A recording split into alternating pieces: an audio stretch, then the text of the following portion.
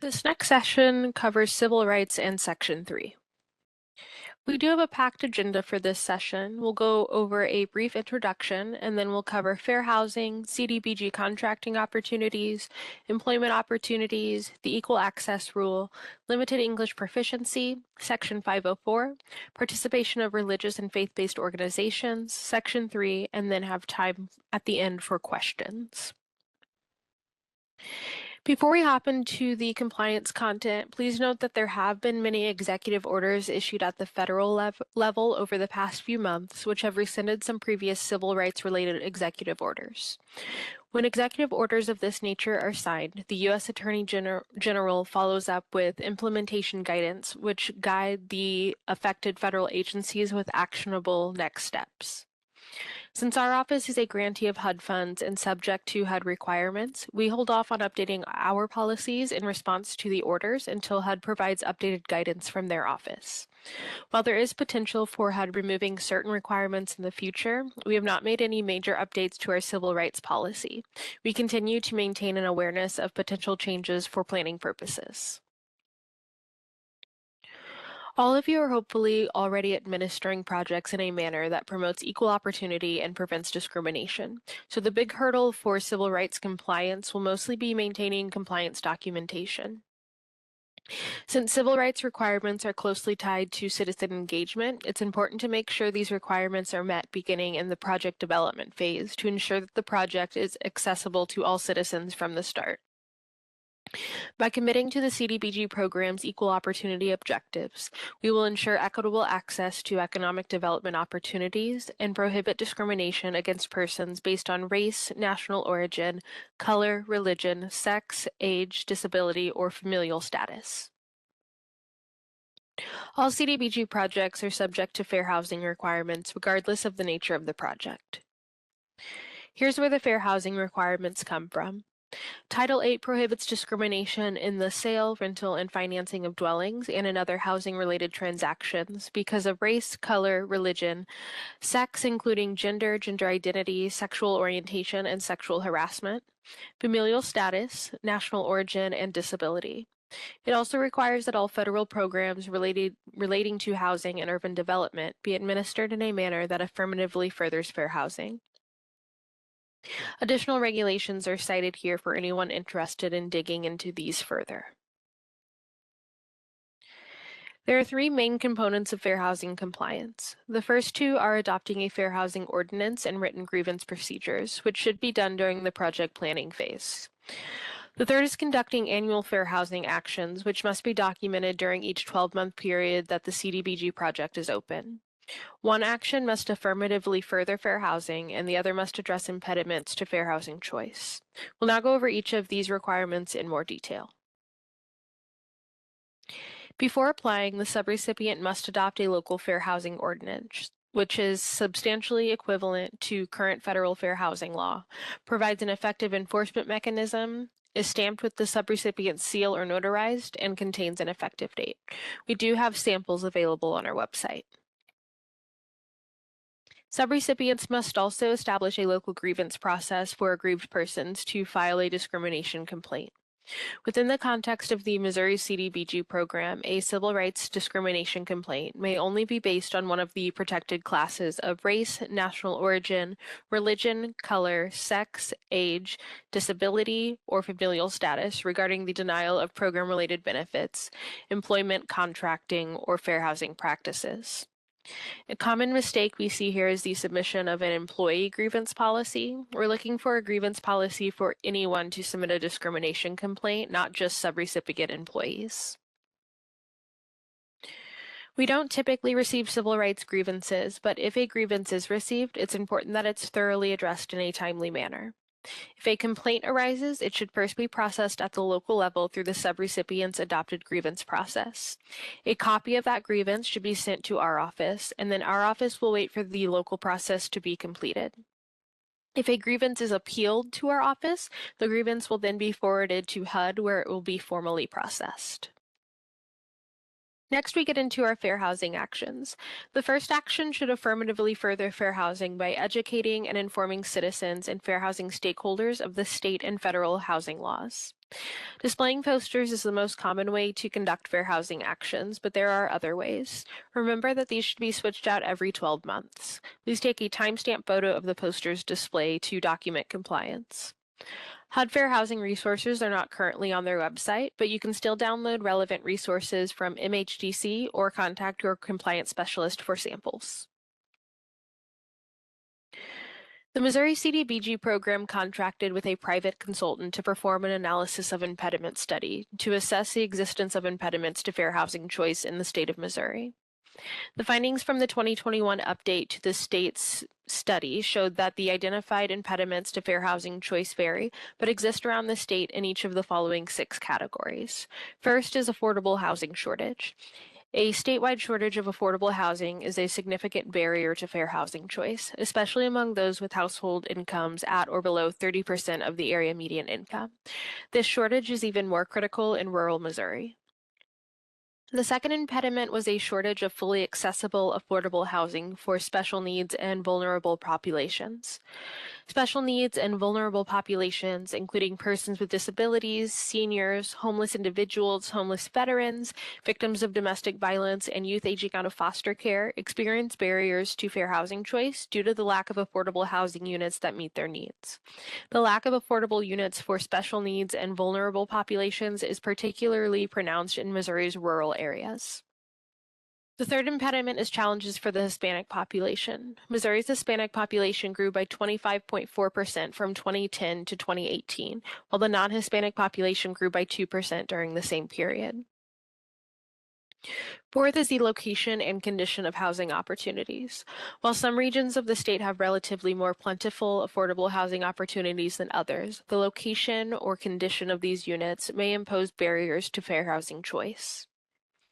Then we have a lack of knowledge and education about fair housing choice.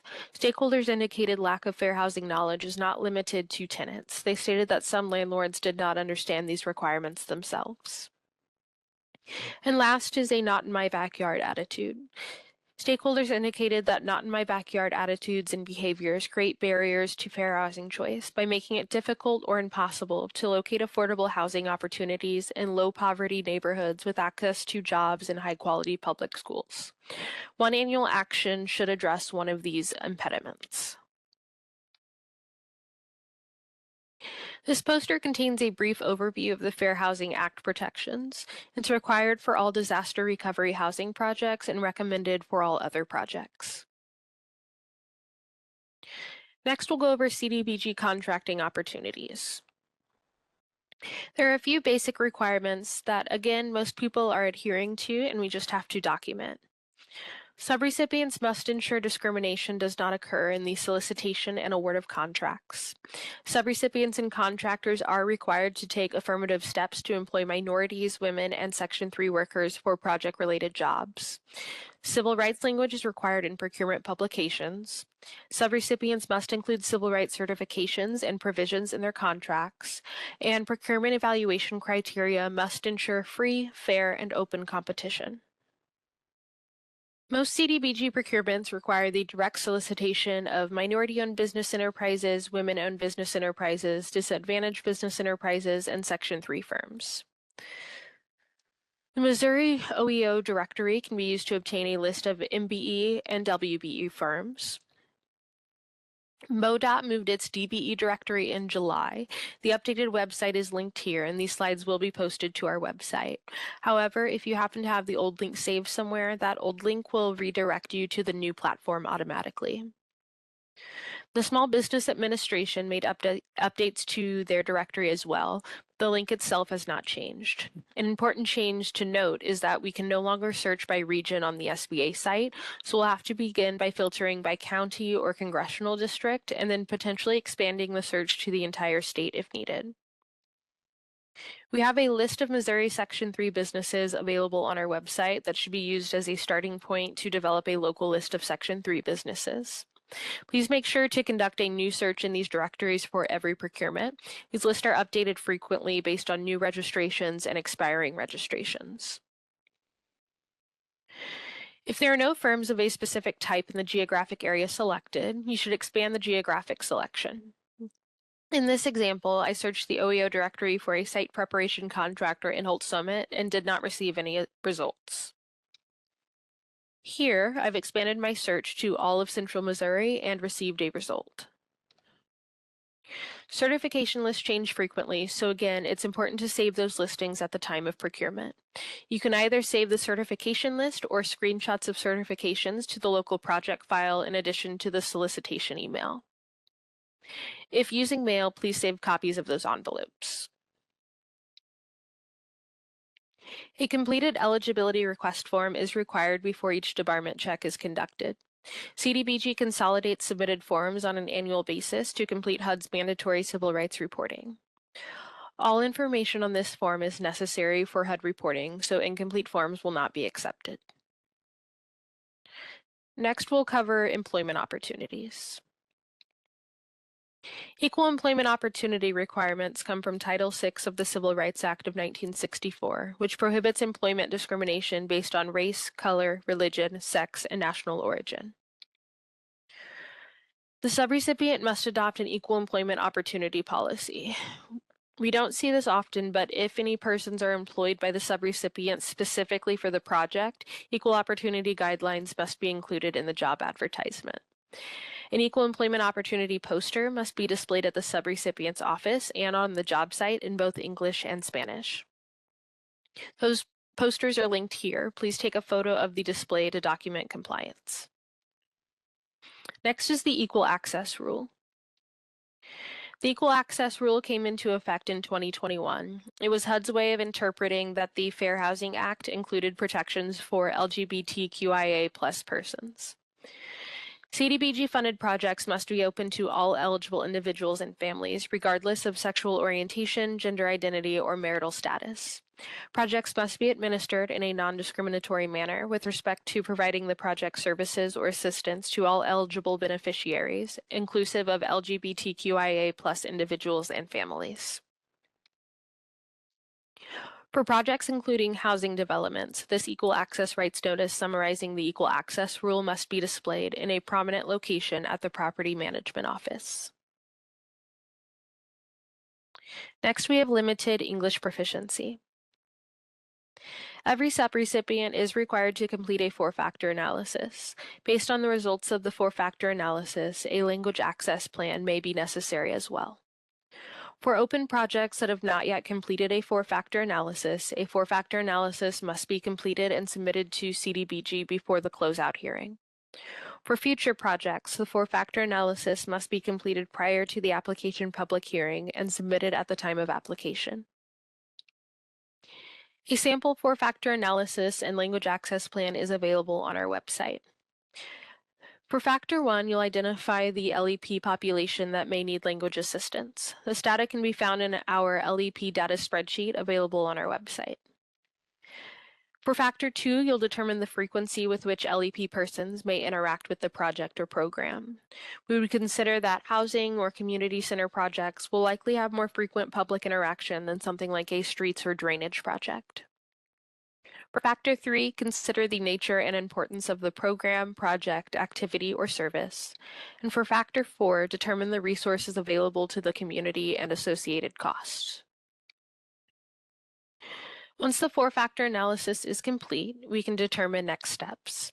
If the size of the LEP population is 5% of the local population, but at least 50 persons, or 1,000 or more persons, written translation of vital documents is required.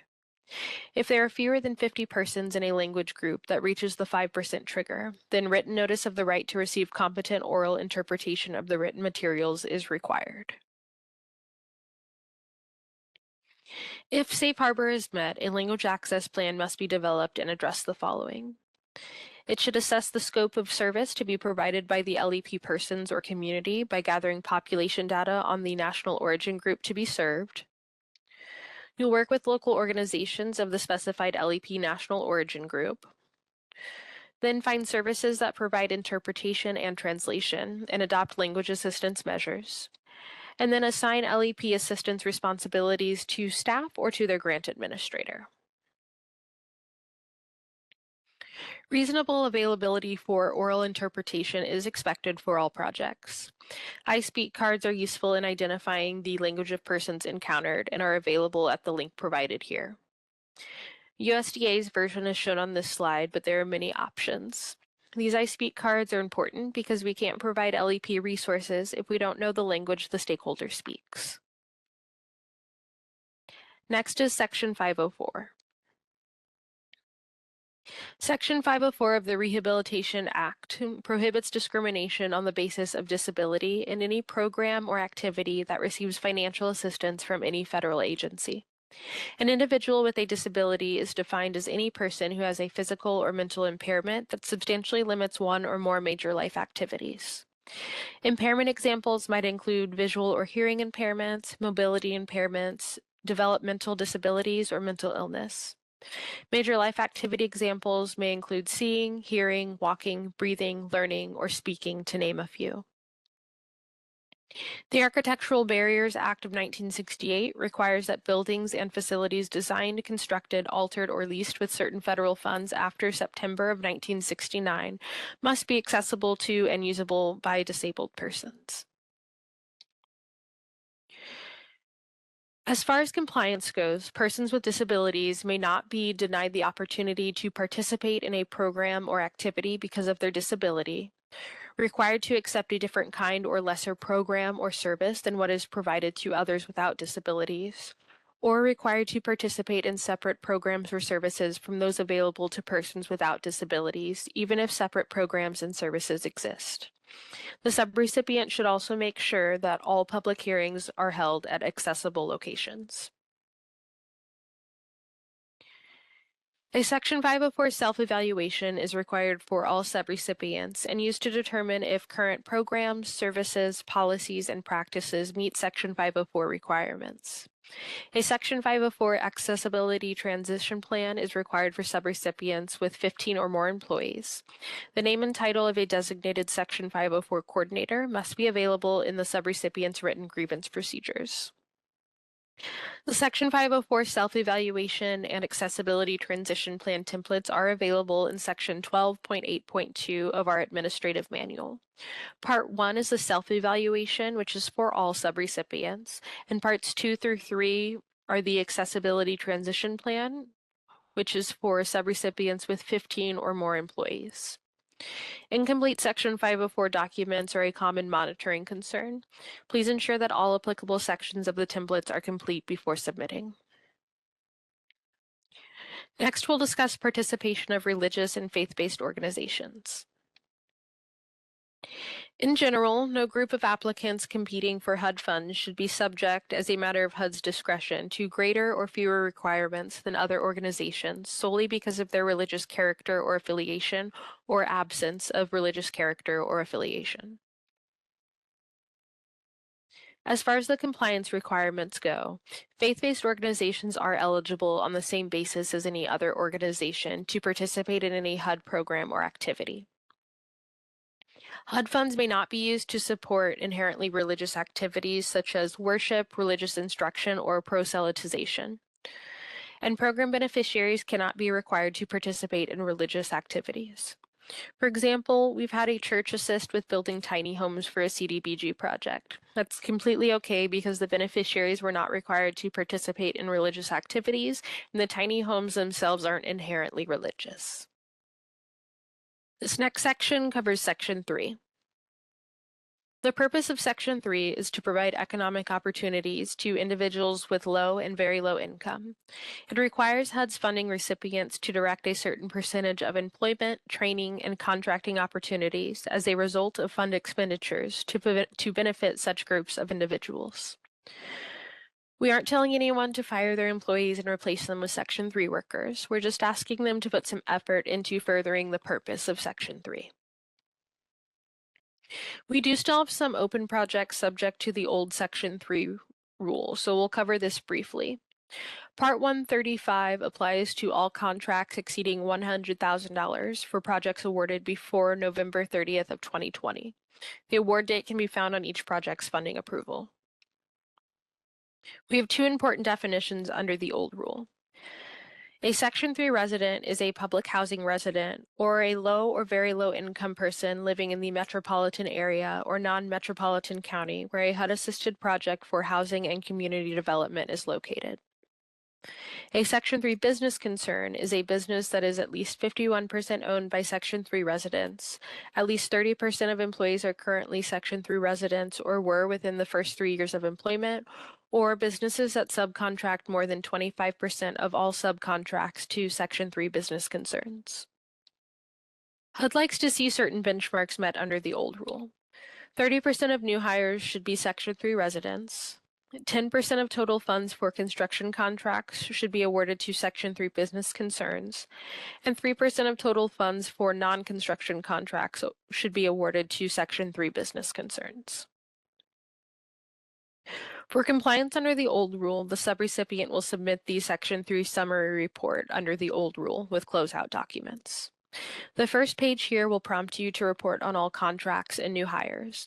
The second page will ask you to indicate and provide documentation of any additional Section 3 efforts. Part 75, or the new rule, is what most projects are subject to now. This applies to projects awarded on or after November 30th of 2020, involving labor assisted under HUD programs that provide housing and community development financial assistance when the total amount of assistance to the project exceeds a threshold of $200,000. The project is the site or sites together with any buildings and improvements located on the sites that are under common ownership, management, and financing.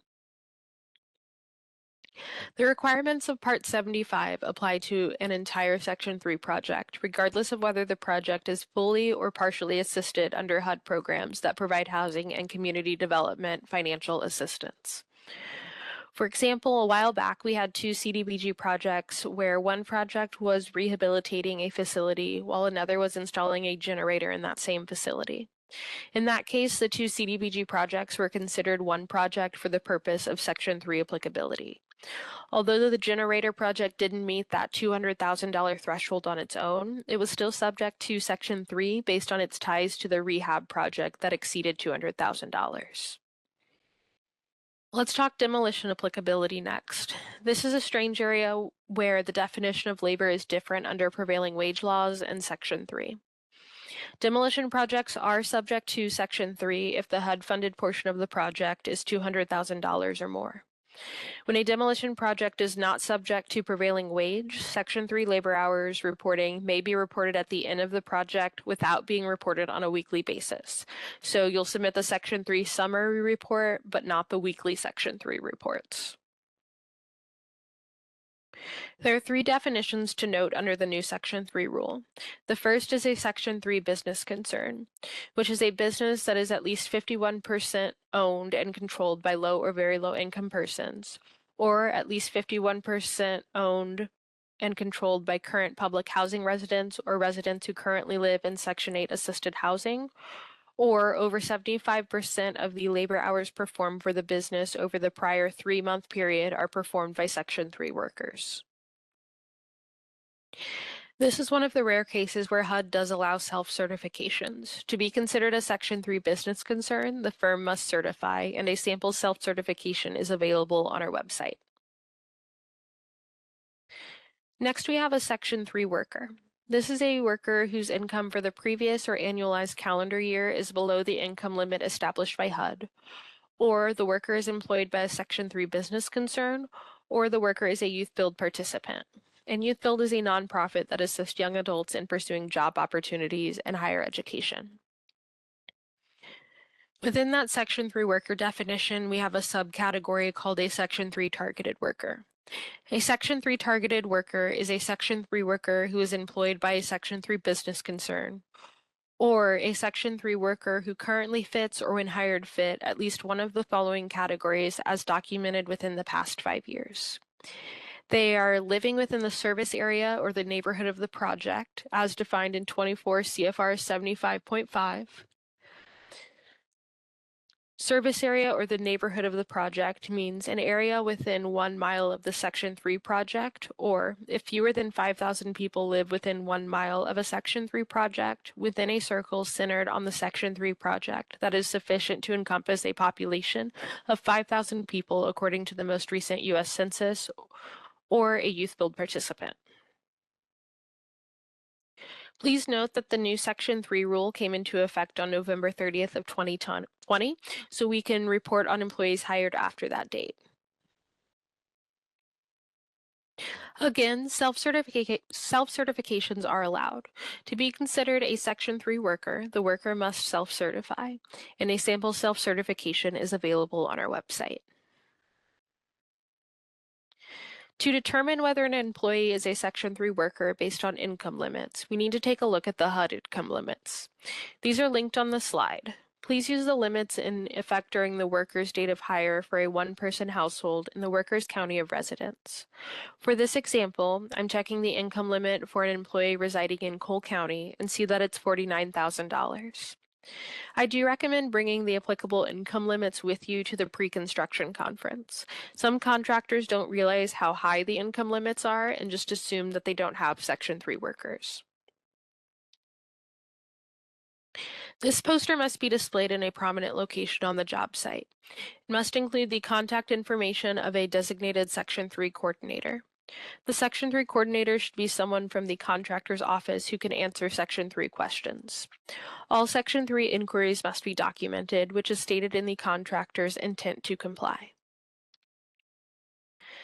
The Section 3 Weekly Labor Report is required for all non-demolition Section 3 projects and must be submitted with weekly payrolls. This is typically completed by the contractor and subcontractors, but I've seen administrators complete it for the contractor as well. The Section 3 summary report must be submitted with closeout documents. This is what it looks like. We just want you to add up the numbers from the weekly Section 3 reports and calculate some percentages.